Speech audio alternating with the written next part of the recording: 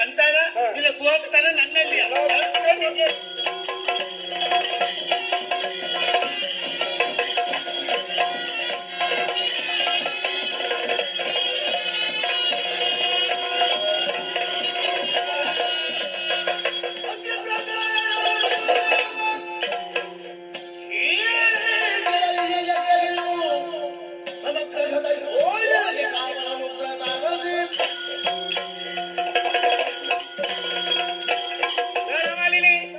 ಅದೆಷ್ಟೋ ಕಾಲದಿಂದ ಇಷ್ಟು ನಡೆಯುತ್ತಾ ಇದೆ.